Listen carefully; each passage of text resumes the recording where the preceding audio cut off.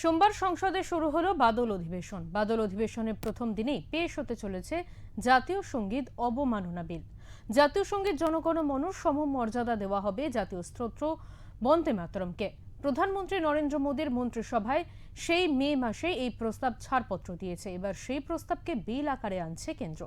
সোমবার সংসদের বাদল অধিবেশনের প্রথম দিনই বিলটি সংসদে পেশ করবেন খোদ স্বরাষ্ট্রমন্ত্রী অমিত শাহ। সংসদের বাদল অধিবেশনের যে কার্য বিবরণী তৈরি করা হয়েছে সেই বিবরণ অনুযায়ী সোমবারই রাজ্যসভায় prevention of insult to national honour সংশোধনী বিল পেশ করার কথা সার।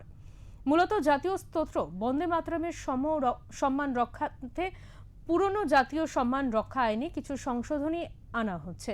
জানা গিয়েছে জাতীয় সঙ্গীত জনগণ মন যে আইনি কাঠামোর সুরক্ষার আওতাভুক্ত, এবার সেই সুরক্ষা পেতে চলেছে বঙ্কিমচন্দ্র চট্টোপাধ্যায় রচিত সঙ্গীতটিও।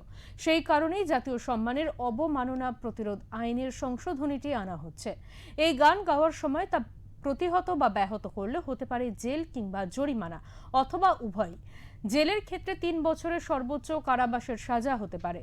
কেউ পরে ফের একই অপরাধ করলে আরও 1 বছরের জেল হবে।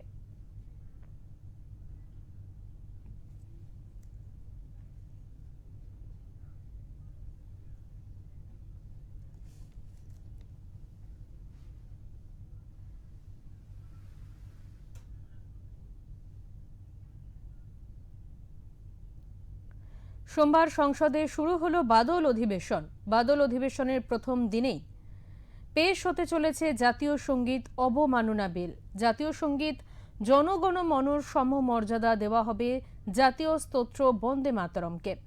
প্রধানমন্ত্রী নরেন্দ্র মোদীর মন্ত্রিসভায় সেই মে মাসেই এই প্রস্তাব ছাড়পত্র দিয়েছে। এবার সেই প্রস্তাবকে বিল আকারে আনছে কেন্দ্র।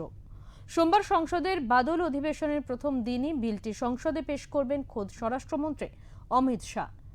সংসদের বাদল অধিবেশনের যে কার্য বিবরণী তৈরি করা হয়েছে সেই বিবরণী অনুযায়ী সোমবারই রাজ্যসভায় prevention of insult to national honour সংশোধনী বিল পেশ করার কথা সার।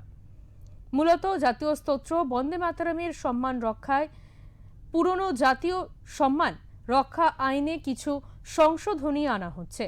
জানা গিয়েছে জাতীয় সঙ্গীত অধিবেশন যে আইনি কাঠামোর সুরক্ষার আওতাভুক্ত, এবার সেই সুরক্ষা পেতে চলেছে বঙ্কিমচন্দ্র চট্টোপাধ্যায় রচিত সঙ্গীতটিও।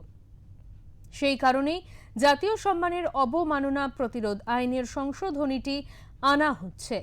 এই গান গাওয়ার সময় বা তা প্রতিহত করলে বা ব্যাহত করলে হতে পারে জেল কিংবা জরিমানা অথবা উভয়ই হতে পারে।